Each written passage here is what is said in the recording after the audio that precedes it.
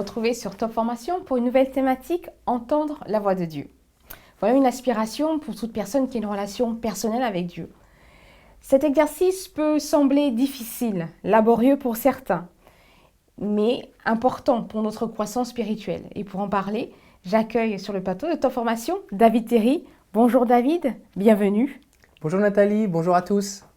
Alors, on parlait entendre la voix de Dieu, un exercice laborieux, difficile. Quelle est votre observation pour les personnes qui vous entourent, à qui vous avez déjà enseigné cette thématique? En fait, c'est bien plus simple que ce qu'on pense. Dieu parle de plein de façons. Il nous parle par la Bible, il peut nous parler par sa paix ou des chemins qu'il trace dans nos cœurs, mais il peut aussi nous parler directement comme il l'a fait avec Samuel. Et on peut apprendre à reconnaître sa voix. C'est un apprentissage. Un apprentissage. C'est intéressant, mais je pense qu'il y a sûrement des personnes qui disent « mais je veux entendre la voix de Dieu, mais je n'y arrive pas ». Alors pendant ces 12 jours, ces 12 modules, comment allez-vous aborder cette thématique? Qu'allons-nous couvrir? Comment ça va se passer? Alors en fait, beaucoup des obstacles à entendre la voix de Dieu viennent souvent de fausses conceptions et de l'ignorance. Mais si on a quelqu'un qui nous guide ou qui nous conseille, c'est plus facile. C'est ce qui est arrivé à Samuel. Samuel entendait Dieu qui l'appelait par son prénom et il est allé voir Élie qui lui a dit « Oh, mais c'est Dieu qui te parle, voici ce que tu dois répondre. Parle, ton serviteur écoute. » Et donc Élie a guidé Samuel et Samuel a appris et s'est développé. Donc au cours de cette formation, ce que nous allons faire, c'est que j'ai prié, j'ai demandé au Seigneur ce qu'il voulait dire à chaque internaute. Quels étaient les thèmes et quels étaient les obstacles qui devaient être franchis.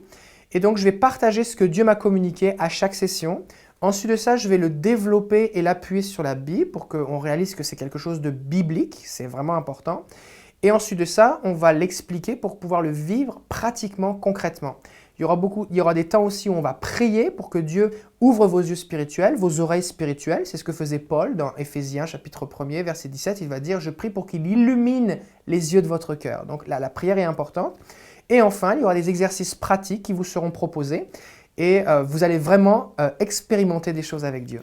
Donc les internautes seront dans l'interactif, dans l'instant présent, dans ce moment d'écoute avec le Saint-Esprit.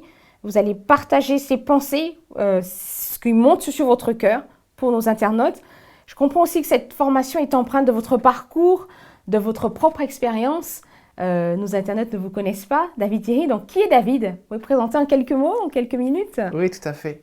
Alors, donc je suis français, mais j'habite au Québec depuis 11 ans. Je suis marié avec Sylvie et nous avons 3 filles, Camille, Chloé et Charlotte.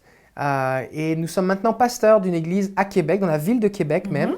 Et en fait, la raison pour laquelle j'enseigne ce sujet, c'est pas juste parce que c'est une théorie ou quelque chose que j'ai lu dans un bouquin, c'est quelque chose que je vis. Ça fait maintenant 4 ans que ma vie a changé depuis que je prends du temps à écouter Dieu, que Dieu me parle, que j'ai des visions.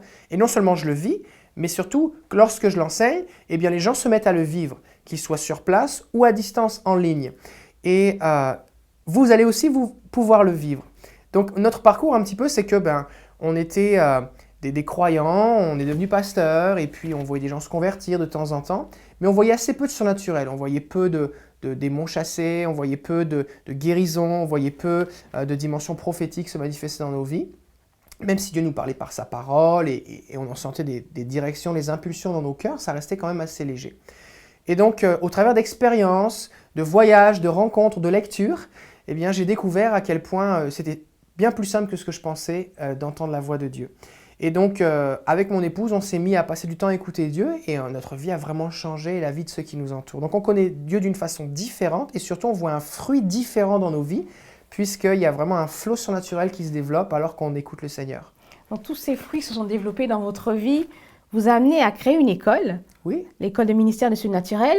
Donc pour certains, c'est nouveau comme terminologie. Alors qu'est-ce que c'est que cette école? À quoi ça sert? Et parlez-nous-en. Alors le nom de l'école, c'est l'école de ministère surnaturel francophone. Alors c'est une école parce qu'on peut apprendre à marcher avec le Seigneur. Jésus a formé ses disciples. Samuel a été formé par Élie, Élisée a été formé par Élie, c'était pas le même, on peut apprendre à marcher dans les dons spirituels. Élisée avait même formé une école de prophètes. Donc c'est possible d'apprendre à reconnaître et de se développer dans les dons spirituels.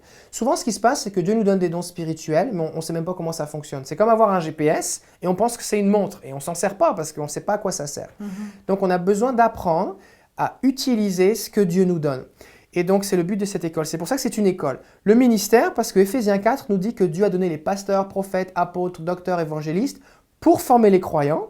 Et nous sommes des croyants, vous êtes des croyants, en vue du ministère. Et ce ministère, il est surnaturel. Pourquoi? Parce que Dieu est surnaturel. Et ce que faisait Jésus, c'était surnaturel. Parce que Dieu est tout-puissant et il vient envahir la création. Il guérit les malades, il chasse les démons, il change les cœurs, il guérit les cœurs brisés, les gens naissent de nouveau, et c'est quelque chose de surnaturel. Et francophone, vous l'avez compris, parce que c'est tout en français, tout est gratuit, en ligne, en audio et en vidéo, et les gens expérimentent vraiment des choses merveilleuses, et même des gens qui sont guéris en écoutant les vidéos à distance sur Internet. Donc pendant ces 12 jours, on aura un peu un avant-goût de ce que vous enseignez dans cette école. Les internautes qui nous suivent, vous allez suivre ces 12 sessions, ces 12 modules, et peut-être de là, vous aurez envie d'aller plus loin. Sachez que vous avez toutes les références de cette école sur notre plateforme.